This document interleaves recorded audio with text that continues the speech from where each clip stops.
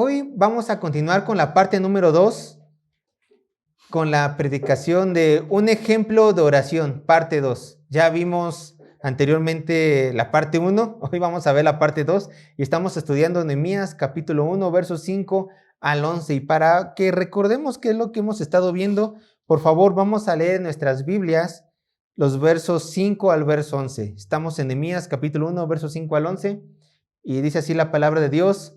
Y dije, te ruego, oh Jehová, Dios de los cielos, fuerte, grande y temible, que guarde el pacto y la misericordia a los que le aman y guardan sus mandamientos. Esté ahora atento tu oído y abierto tus ojos para oír la oración de tu siervo, que hago ahora delante de ti día y noche, por los hijos de Israel tus siervos. Y confieso los pecados de los hijos de Israel que hemos cometido contra ti. Sí, yo y la casa de mi padre hemos pecado. En extremo nos hemos corrompido contra ti y no hemos guardado los mandamientos, estatutos y preceptos que diste a Moisés tu siervo.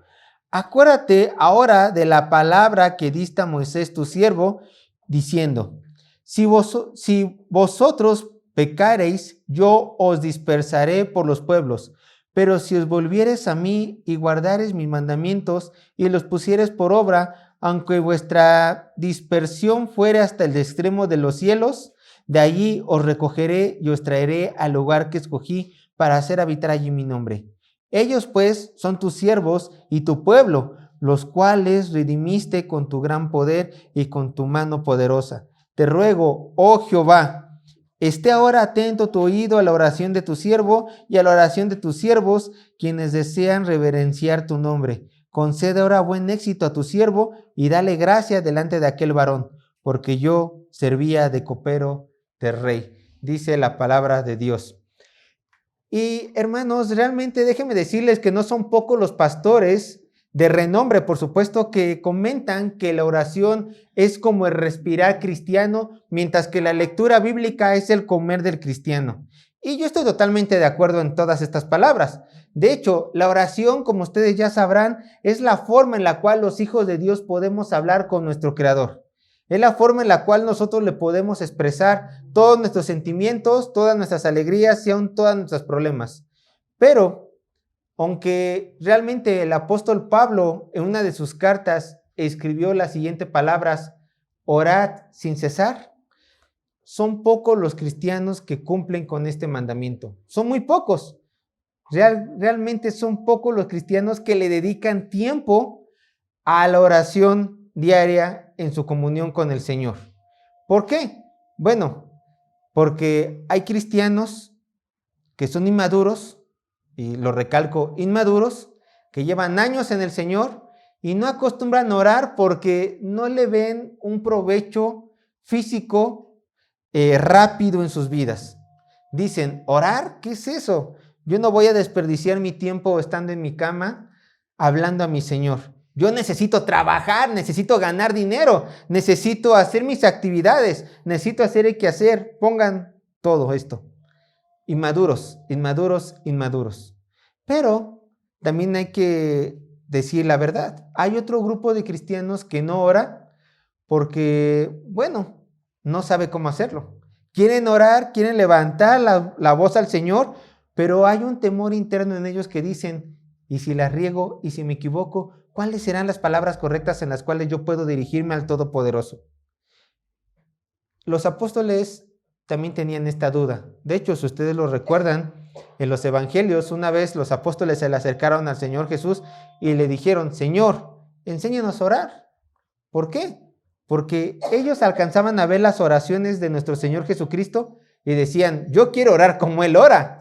Yo quiero tener esa comunión con el Padre como Él la tiene. Tú no vas si tú quieres aprender a jugar fútbol, tú no vas con alguien que sepa béisbol para aprender a jugar fútbol. Tú vas con alguien que practique el deporte constantemente para que te enseñe. Bueno, veían al Señor Jesucristo constantemente orar y sus oraciones eran tan hermosas que ellos decían, quiero orar como tú, Señor. Enséñanos a orar. Enséñanos. A lo que nuestro Señor Jesucristo, a petición de los apóstoles, les enseñó lo que llamamos la oración del Padre o también como llamamos el Padre Nuestro.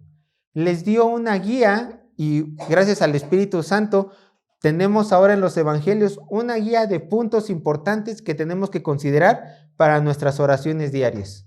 Ahí la tenemos, pero infinitas son las misericordias de Dios, hermanos. Infinitas son las misericordias de Dios para con su pueblo, que no solamente tenemos el Padre Nuestro como un ejemplo de oración en los evangelios, sino que alrededor de toda la palabra de Dios tenemos diversas oraciones de varios hombres y mujeres de Dios que nosotros podemos echar mano y bosquejarlas y de ver cuáles son los puntos importantes en la oración y también aprender cómo orar. Es lo bueno de todo esto, de tener una palabra de Dios tan completa que nos ayude en nuestro crecimiento espiritual. Entonces, ¿qué es lo que encontramos en Nehemías capítulo 1? Encontramos un ejemplo de una oración muy hermosa.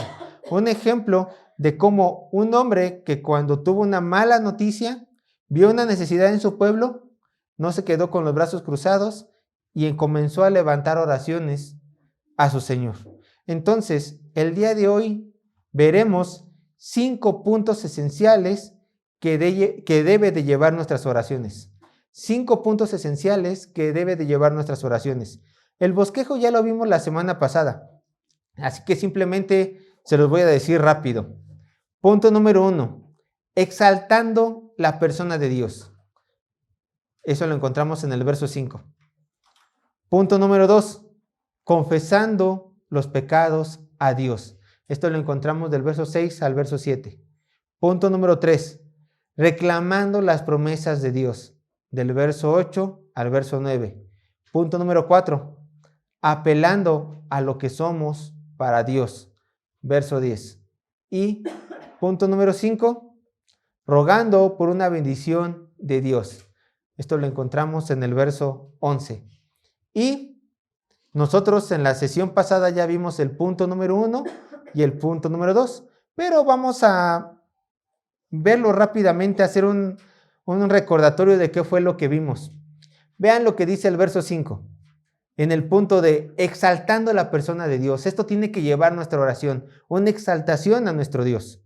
Dice el verso 5, y dije, te ruego, oh Jehová, Dios de los cielos, fuerte, grande y temible, que guarde el pacto y la misericordia a los que le aman y guarda sus mandamientos. Y hermanos, como era de esperarse de una persona como Nehemías, que conocía la palabra de su Dios y aún conocía al Dios de la palabra, inició sus oraciones, ¿cómo? Con una exaltación a Dios. Con una exaltación a Dios, ¿cómo? Recordando sus atributos y exaltándolo por sus atributos de quién es Él. Así tiene que empezar toda oración, volteando a los cielos y decir, igual que Nehemías, Señor, vengo ante ti. Dios, ¿cómo dijo? Fuerte, grande, temible, fiel y misericordioso. Doy inicio a mi oración, pero antes tengo que exaltarte por quien tú eres y no por lo que me puedas dar a mí. Así inicia su oración de Nehemías, con una gran exaltación a nuestro Señor. Y vamos al verso 6, con el segundo punto, donde comienza Nehemías a confesar los pecados de su pueblo. Versos 6 y verso 7. Dice así la palabra de Dios. Esté ahora atento tu oído y abierto tus ojos para oír la oración de tu siervo, que hago ahora delante de ti día y noche, por los hijos de Israel tus siervos, y confieso los pecados de los hijos de Israel que hemos cometido contra ti. Sí, yo y la casa de mi padre hemos pecado. En extremo nos hemos corrompido contra ti y no hemos guardado los mandamientos, estatutos y preceptos que diste a Moisés, tu siervo. Después de la exaltación, el copero del rey de Persia prosigue a confesar los pecados de su pueblo. ¿Para qué hace esto? Bueno, porque él está tratando de demostrar a Dios y futuramente a la audiencia su profundo dolor por el problema que estaba viviendo el pueblo de Israel. Pero ¿por qué Nehemías dice, confieso nuestros pecados? Bueno, porque si realmente sentía un dolor profundo, a pesar de que Nehemías nunca pecó, se tenía que identificar con el pueblo pecador que estaba en Jerusalén. Por eso Nehemías empezó a decir, confieso nuestros pecados, sin que él lo haya hecho. ¿Por qué? porque él también con esas palabras está diciendo, Dios, deseo ser una solución a este problema que mi casa, que mi pueblo, que mi nación está teniendo contra ti. Pero yo quiero que ustedes sepan algo. Aunque los judíos en tiempos de Esdras y de Nehemías y aún en tiempos actuales, hermanos, son conocidos como el pueblo escogido de Dios, realmente este pueblo, como bien lo dijo Nehemías, sigue siendo pecador aún el día de hoy. El pueblo de Israel sigue siendo un pueblo pecador que constantemente, voluntariamente se levanta en contra de la soberanía de la palabra de Dios. ¿Y por qué digo esto? Porque desgraciadamente hay grupos religiosos que ven a los judíos como wow, como la imitación que tenemos que seguir, haciendo un lado a nuestro Señor Jesucristo y a los buenos ejemplos encontrados en la palabra de Dios, y cuando ven a un judío casi quieren alabarlo, ¿no? Por simplemente tener sangre judía. Pero no, hermanos, ellos son seres, personas, igual como nosotros, tan comunes y corrientes, tanto así que Nehemías ora y les dice, son pecadores. Son pecadores. Pero yo quiero mostrarles qué tan pecadores son estos hombres y qué tanto pecado tenía que confesar Nehemías a su Dios en su oración. Les voy a dar algunos pasajes bíblicos donde podemos ver que los israelitas no son perfectos. Ni lo fueron en el pasado y ni lo son ahora. Primeramente quiero que vayan rápido a Éxodo capítulo 32, verso 1 al 4. Éxodo capítulo 32, verso 1 al 4. Y aquí veremos cómo el pueblo de Israel peca de idolatría. ¿Por qué? Porque cuando Moisés subió por las tablas de la ley, Moisés se tardó unos cuantos días, y el pueblo de Israel, ¿qué fue lo primero que le dijo a Aarón? Aarón, haznos un ídolo de oro, porque no baja Moisés. Vemos que constantemente el pueblo de Israel es idólatra. Éxodo capítulo 32, verso 1 al 4. Dice así la palabra de Dios, Éxodo capítulo 32, verso 1 al 4. Viendo el pueblo que Moisés tardaba en descender del monte, se acercaron entonces a Aarón y le dijeron, escuchen, levántate, haznos dioses que vayan delante de nosotros, porque a este Moisés, el varón que nos sacó de la tierra de Egipto, no sabemos qué le haya acontecido. Verso 2, y Aarón les dijo, apartad los zarcillos de oro que están en las orejas de vuestras mujeres y de vuestros hijos y de vuestras hijas y traédmelo. Entonces todo el pueblo apartó los zarcillos de oro que tenían en sus orejas y los trajeron a Aarón. Y él los tomó de las manos de ellos y les dio forma de buril e hizo de ellos un becerro de fundición. Entonces dijeron, Israel, estos son tus dioses que te sacaron de la tierra de Egipto. Pecado de idolatría. Ahora vayan a Números 32, verso 10 al 13, para que vean otro pecado del pueblo de Israel. Ya habían llegado casi a las puertas de la tierra de Canaán, ya solamente faltaba pasar el río, conquistar. Números capítulo 32, verso 10 al 13. El pueblo le dice a Moisés, manda espías. Moisés, sin consultar a Dios, manda 2 espías, uno por cada tribu. Llegan los espías y de los 12, 10 dicen, no entremos. ¿Por qué? Porque nos van a matar a todos. Es tierra de gigantes, tierra de hombres guerreros. No entremos. Solamente Dios obedecieron a la palabra de Dios y tuvieron fe en el Señor diciendo, estamos con el Dios Todopoderoso, tenemos que entrar. Y vean lo que dicen. Números 32, verso 10 al 13. Como parte de su castigo, Dios los manda a vagar 40 años en el desierto por no creer su palabra.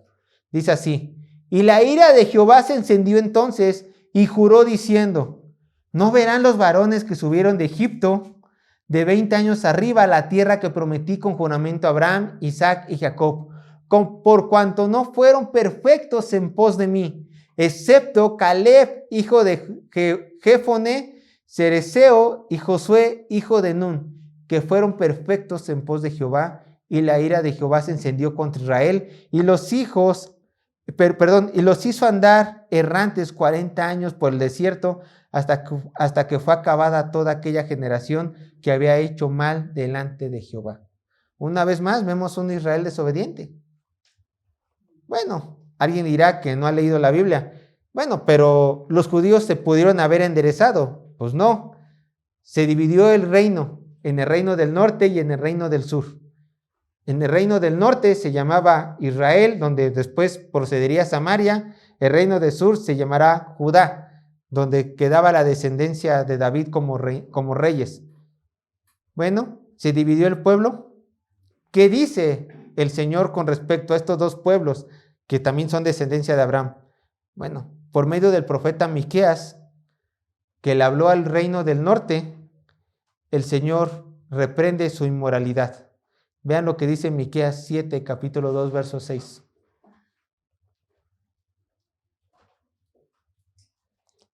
Perdón, Malaquías, siempre me equivoco con ese. Malaquías capítulo 7, verso 2 al 6. Malaquías. Dice así la palabra de Dios. ¿Miqueas? Bueno, Miqueas. Ya, mucho error. Miqueas, ya me están corrigiendo. Miqueas 7, 2, 6. Miqueas. Dice así la palabra de Dios. Faltó el misericordioso de la tierra, y ninguno hay recto entre los hombres. Todos acechan por sangre, cada cual arma red a su hermano, para completar la maldad de sus manos. El príncipe demanda y el juez juzga por recompensa, y el grande habla al antojo de su alma y lo confirman. El mejor de ellos es como el espino, y es más recto como zarzal. El día de tu castigo viene, el que anunciaron tus atalayas. Ahora será tu confusión. No creas en amigo, ni confíes en príncipe. De la que duerme a tu lado, cuídate. No abras tu boca, porque el hijo deshonra al padre, la hija se levanta contra la madre, la nuera contra su suegra, y los enemigos del hombre son los de su casa. Así de corrompido estaba el reino del norte de Israel. Ahora dirán, Judá fue mejor. Vean lo que dice Jeremías, capítulo 17, verso 1 al 4, donde también se nos habla del pecado de Judá. Jeremías, capítulo 17, verso 1 al 4.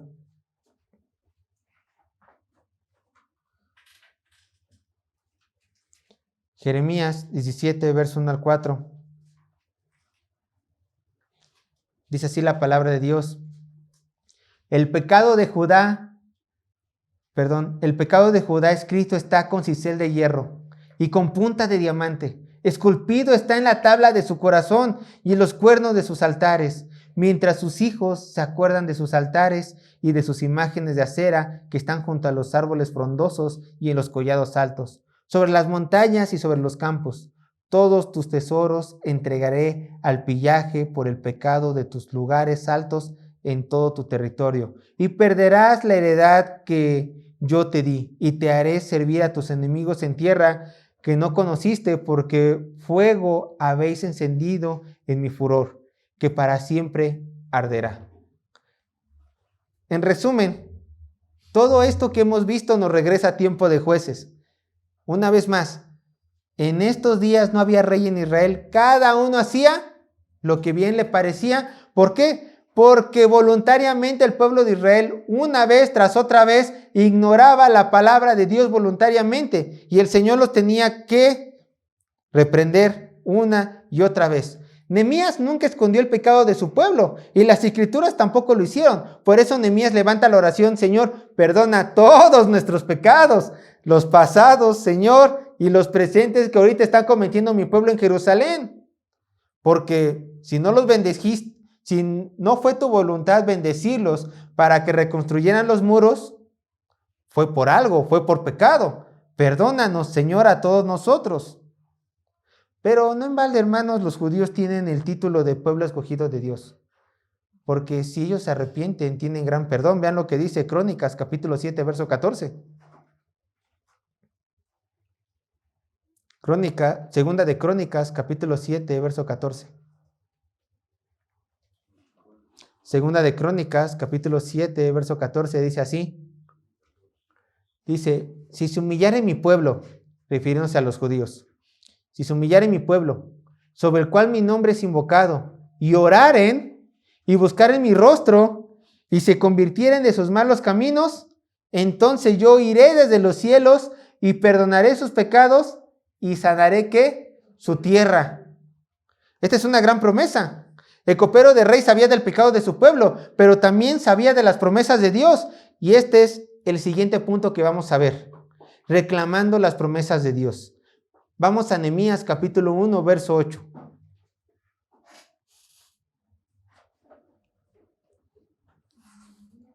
Nehemías capítulo 1, verso 8, dice así la palabra de Dios. Acuérdate ahora de la palabra que diste a Moisés tu siervo, diciendo, si vosotros pecaréis, yo os dispersaré por los pueblos. Detengámonos ahí. Miren cómo Nehemías trae a la oración una de las promesas de su Dios. Y realmente es una promesa muy contundente, porque vean, quiero que entiendan esto, quiero que recuerden esto. En la ley mosaica, hermanos, o sea, en la ley Moisés, Pentateuco, primeros 5 libros de la Biblia, es una ley por obras. ¿A qué me refiero? Dios dijo en su ley, pueblo de Israel, hablando de las 12 tribus, pueblo de Israel, si tú me obedeces a todo lo que yo te mando a ti, traerás bendición a tu vida. Pero te tengo que advertir algo. Si tú me desobedeces en mis mandamientos, traerás maldición a tu vida. Es así la ley mosaica. Es una ley de obras. Y esto lo vemos más reflejado en Deuteronomios. Vayan a Deuteronomios capítulo 28, verso 15 al 19, donde se nos presentan las maldiciones que el pueblo de Israel tendría si no cumplían con los mandatos que había mandado su Dios. Deuteronomios capítulo 28, verso 15 al 19. Es el último libro del Pentateuco, antes de Jueces.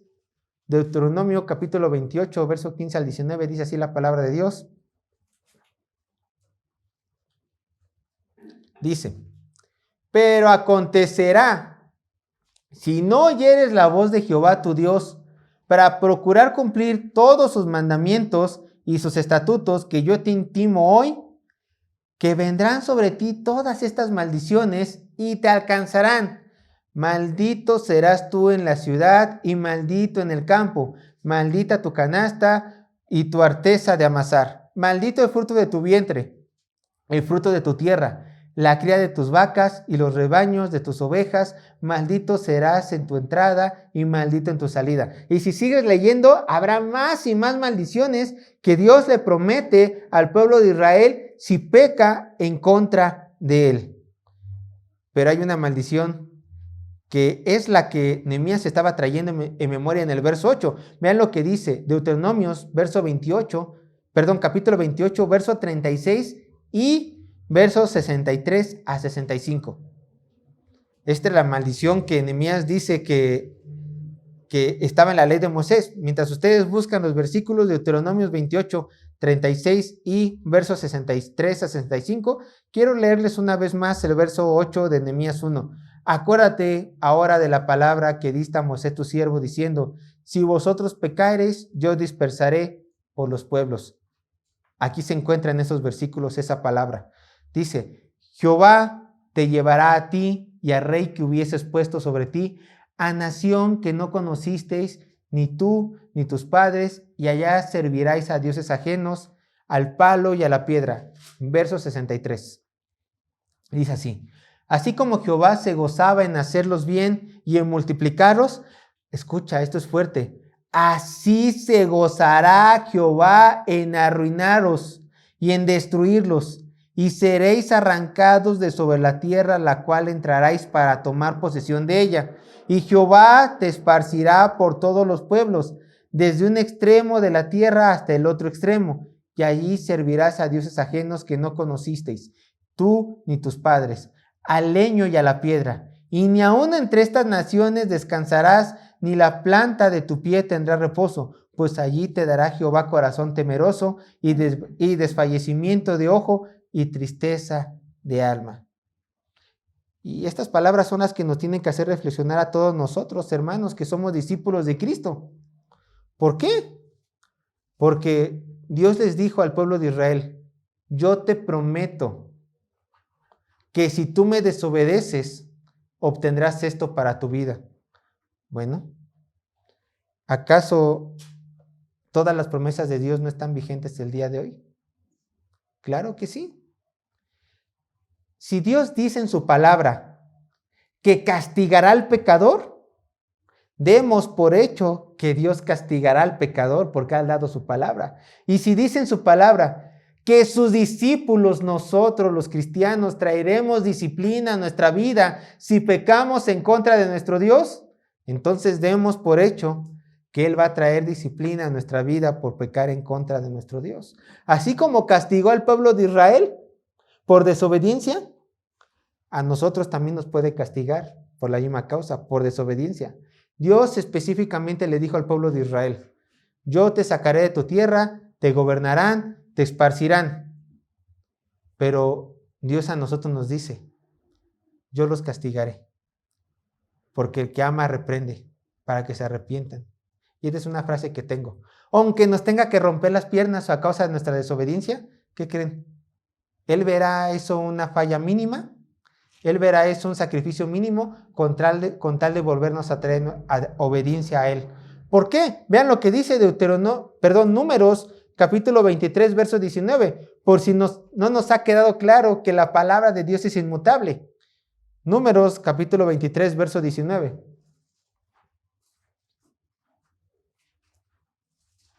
Yo puedo pecar, dirán algunos, si Dios se olvidará de mi pecado. Se olvidará de juzgar de mi pecado. Vean lo que dice Números capítulo 23, verso 19. Dios no es hombre para que mienta, ni hijo de hombre para que se arrepienta. Él dijo, ¿y no hará? Habló, ¿y no ejecutará? La respuesta a estas dos preguntas es: claro, lo hará. Claro, lo ejecutará. Todas y cada una de sus promesas. Ahora vayan a 1 Samuel capítulo 15, verso 29. 1 Samuel capítulo 15, verso 29.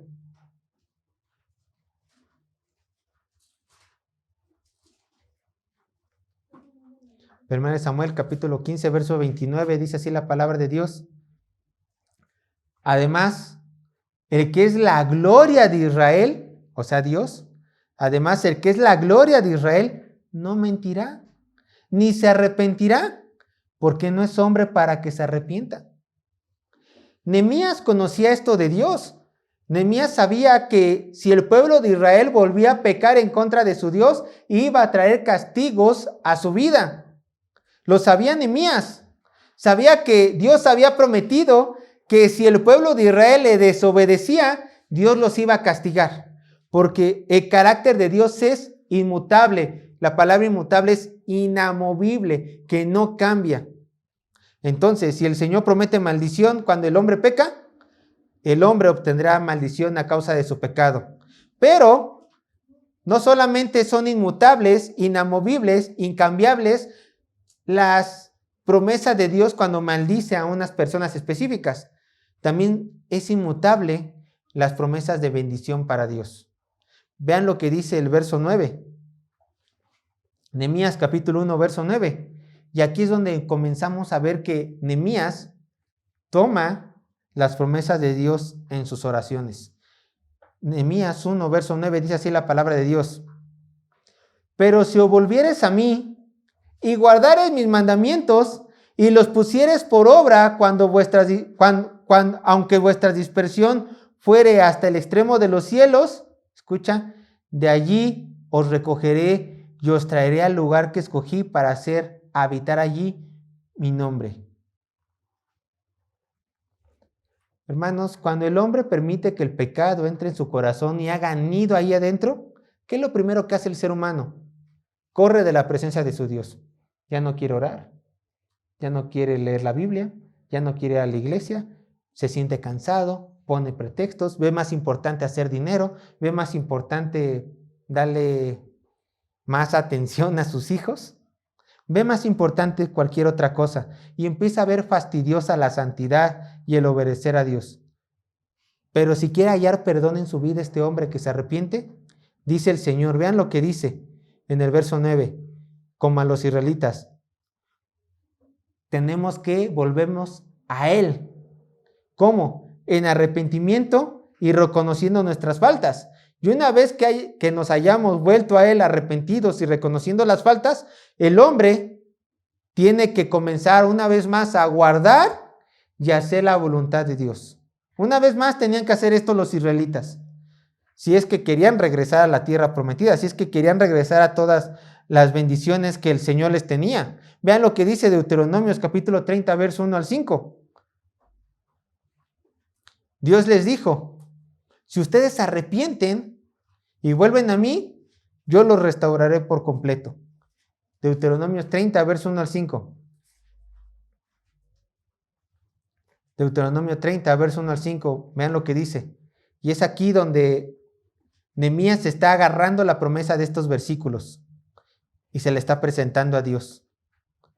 Escucha. Sucederá que cuando hubieren venido sobre ti todas estas cosas, la bendición y la maldición que he puesto delante de ti, y te arrepintieres en medio de todas las naciones donde te hubiese arrojado Jehová tu Dios, y te convirtieres a Jehová tu Dios, y obedecieres a su voz conforme a todo lo que yo te mando hoy, tú y tus hijos con todo tu corazón y con toda tu alma, entonces Jehová hará volver a tus cautivos y tendrá misericordia de ti, y volverá a recogerte de entre todos los pueblos a donde te hubiere esparcido Jehová tu Dios. Aun cuando tus desterrados estuvieran en las partes más lejanas que hay debajo del cielo, de allí te recogerá Jehová tu Dios, y de allá te tomará, y te hará volver Jehová tu Dios a la tierra que heredaron tus padres, y será tuya, y te hará bien, y te multiplicará más que a tus padres.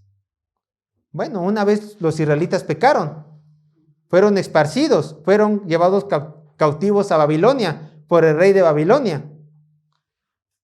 En algún sentido Dios cumplió su palabra, se arrepintió, pasaron los 70 años y el Señor los regresó a la tierra prometida. ¿Se acuerdan con Zorobabel en la primera gran caravana? Pero yo quiero que ustedes observen algo aquí. Cómo Nehemías usa esta promesa para apelar a la infinita misericordia de Dios, porque una vez más su pueblo estaba pecando. Es como si Nehemías dijera, Señor, yo y todos mis hermanos hemos pecado en el pasado y aún seguimos pecando en el presente, y sé que merecemos tu castigo, pero en tu palabra, escuchen, pero en tu palabra dice que si nos arrepentimos de nuestra maldad y regresamos a ti como tu pueblo escogido, tú nos perdonarás y aún nos volverás a bendecir. ¿Acaso eso no fue lo que dice Deuteronomios 30? ¡Claro! Y Nehemías ocupó la palabra de Dios para que el Señor los bendijera con su palabra. Eso es echar manos de la promesa de Dios. Y nosotros los cristianos podemos también hacer esto en nuestras oraciones, como Nehemías lo hizo. Hermanos, en la Biblia nosotros encontramos muchísimas promesas para nuestras vidas. Deuteronomios 30, bueno, era una promesa para el pueblo de Israel, ¿cierto? Es una realidad. Pero en toda la palabra de Dios encontramos todos nosotros promesas, bendiciones, en las cuales nosotros nos podemos agarrar en nuestras oraciones. Te voy a dar un ejemplo. ¿Tienes miedo de quedarte solo? Algunos tal vez sí tengan miedo. Ve lo que dice Salmo 27, 10.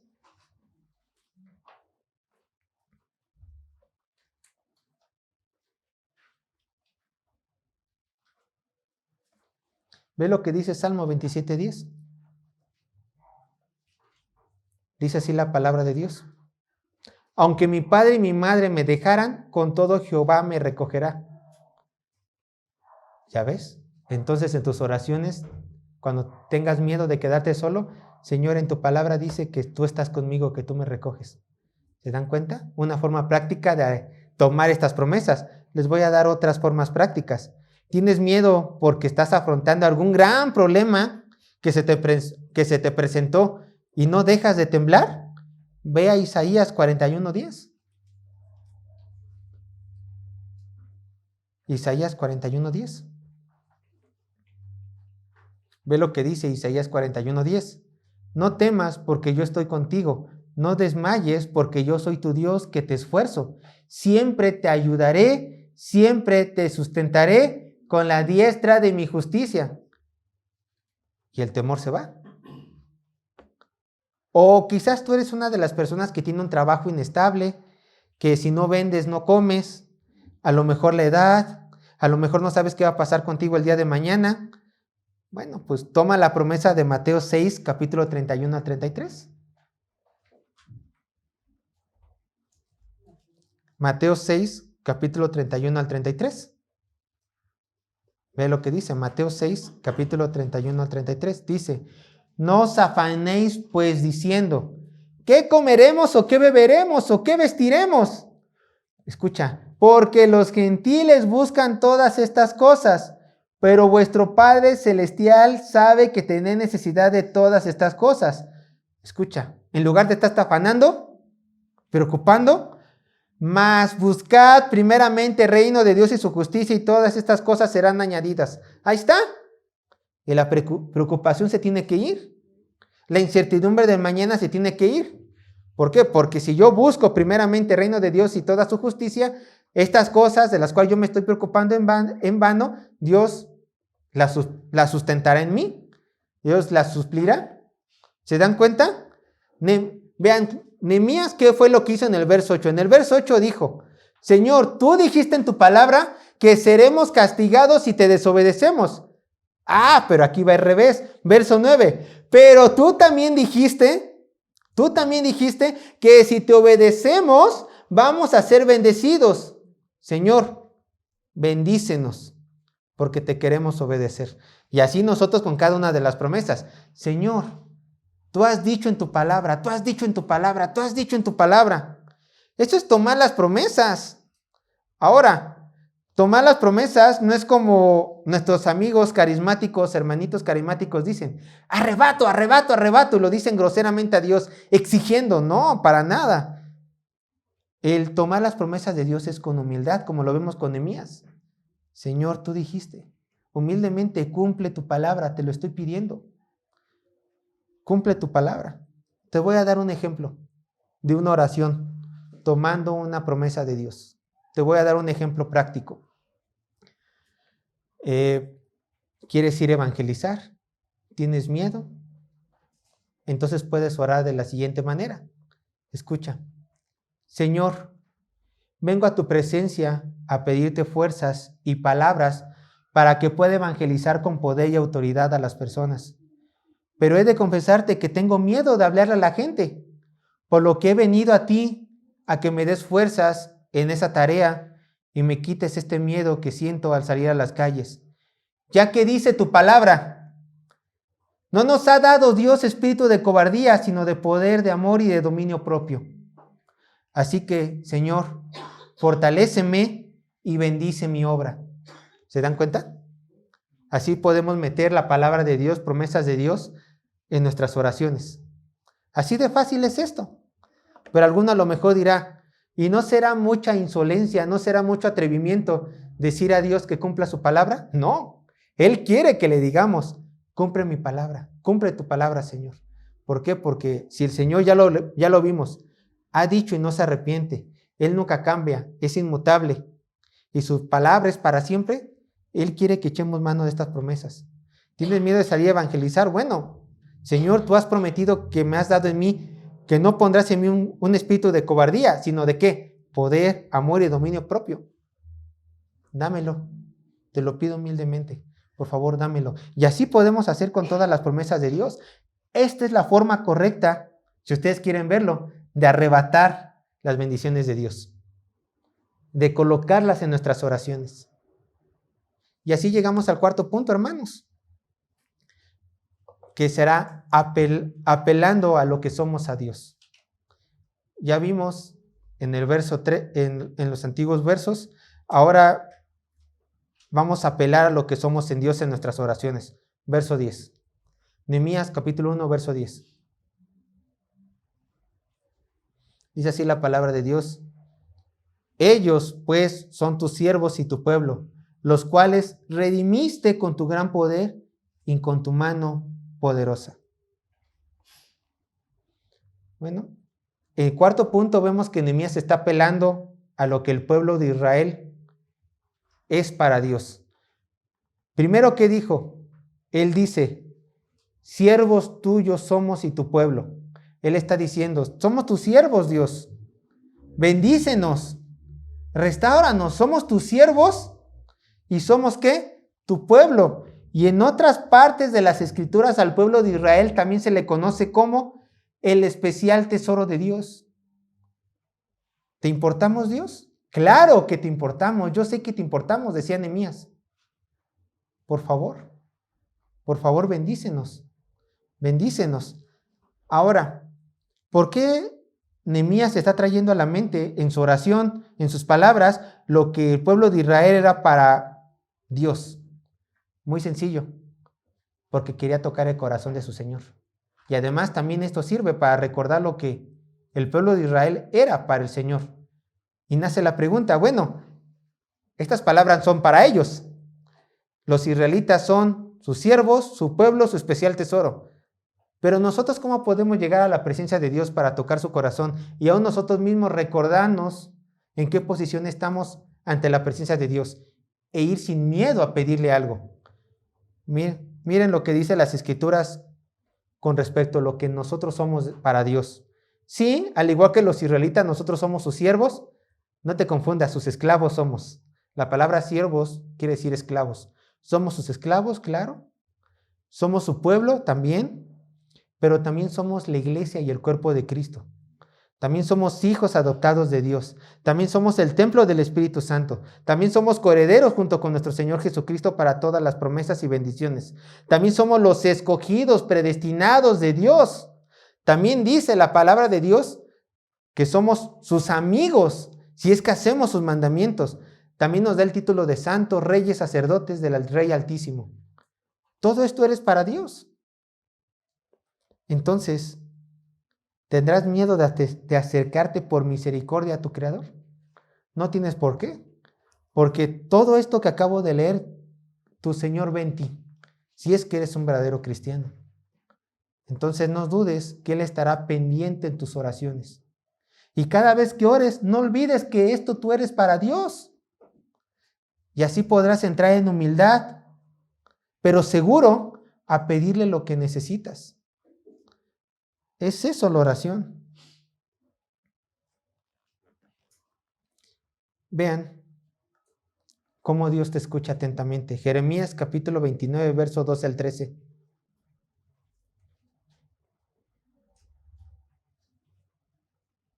Jeremías capítulo 29, verso 12 al 13.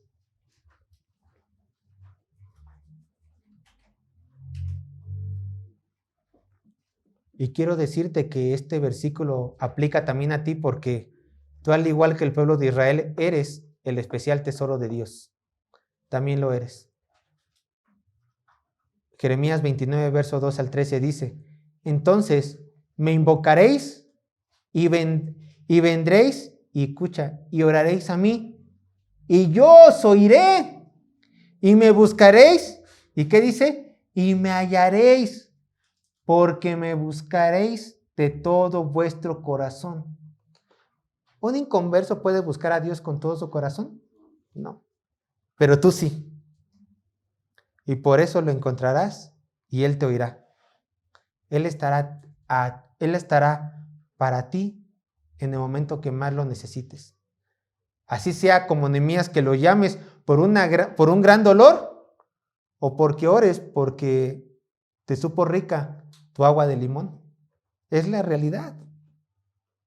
Tú puedes entrar a la presencia de Dios cuando quieras. Cuando quieras. Para cualquier circunstancia. Y así llegamos al verso 11 y último de la predicación del día de hoy. Y el quinto punto es rogando por una bendición a Dios. Vean lo que dice Nehemías capítulo 1, verso 11. Dice así la palabra de Dios, Nehemías capítulo 1, verso 11. Te ruego, oh Jehová, esté ahora atento tu oído a la oración de tu siervo y a la oración de tus siervos, quienes desean reverenciar tu nombre. Concede ahora buen éxito a tu siervo y dale gracia delante de aquel varón, porque yo servía de copero al rey. Miren la humildad de este hombre. A pesar de traer en su oración las promesas de Dios, junto de lo que son para su pueblo, junto con el arrepentimiento de todo su pueblo, una vez más tenemos que admirar esto de Nehemías. No exige nada de Dios. lo pide humildemente. Sus palabras son: te ruego, oh Jehová, te ruego, te suplico, te imploro, para posteriormente decir: concédeme ahora buen éxito a tu siervo y dale gracia delante del varón. Bueno, te ruego, Dios, que por favor me bendigas en lo que te he pedido hoy en oración. Es una súplica. Nehemías está pidiendo que el Señor bendiga lo que él ha pedido en su oración. Y bueno, y lo que nosotros hemos visto en estas dos predicaciones, hemos visto 5 puntos esenciales que toda oración debe de llevar, ¿no? Y todo esto lo sacamos por medio de la oración de Nehemías. Pero a pesar de que nosotros oremos correctamente, hermanos, agarremos el Padre Nuestro, la oración del Padre, agarremos la oración de Nehemías, agarremos otras oraciones y veamos los puntos esenciales que necesitamos para que nuestra oración pueda ser lo más eficaz posible. Déjenme decirles algo. Aunque tú hagas tu bosquejo de oración correcta, todo depende de si Dios quiera bendecirte en tu oración o no. Es la realidad. Tú puedes tener las palabras correctas, puedes tener los sentimientos correctos, puedes agarrar las promesas correctas para decírselas a Dios. Tú prometiste esto, pero de Dios procede bendecir a que Él quiera bendecir.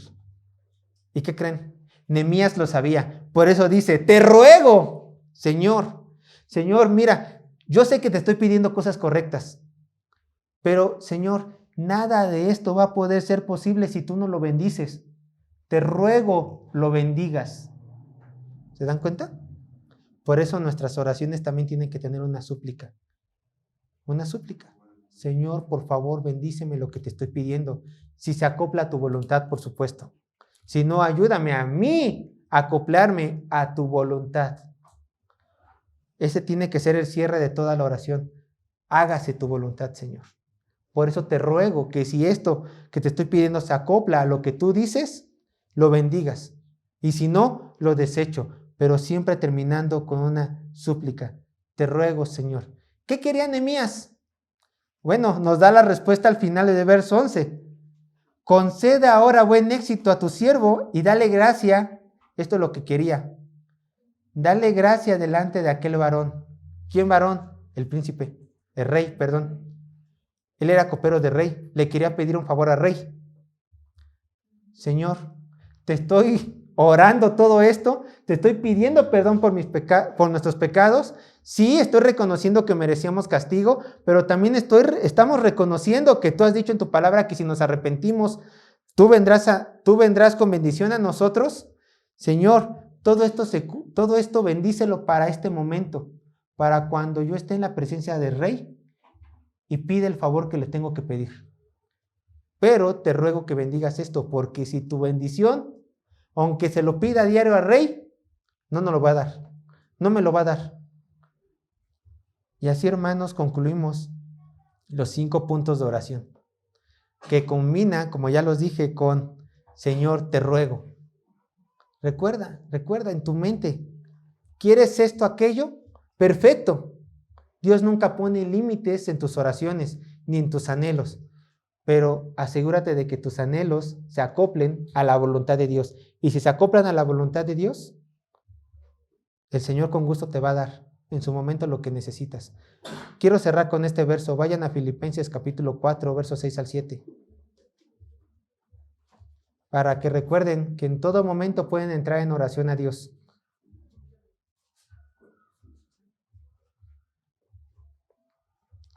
Dice así la palabra de Dios, Filipenses 4, versos 6 al 7.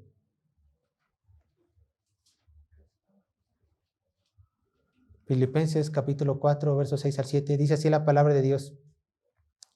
Por nada estéis afanosos, que también se puede traducir. Por nada estén inquietos, sino sean conocidas vuestras peticiones delante de Dios en toda oración y ruego. ¿Con acción de qué? De gracia. Escuchen, y cuando hagan esto, y la paz de Dios, que sobrepasa todo entendimiento, guardará vuestros corazones y vuestros pensamientos en Cristo Jesús. Que esa sea su paz cada vez que levanten una oración. Encuentren consuelo en el Señor. terminamos el día de hoy.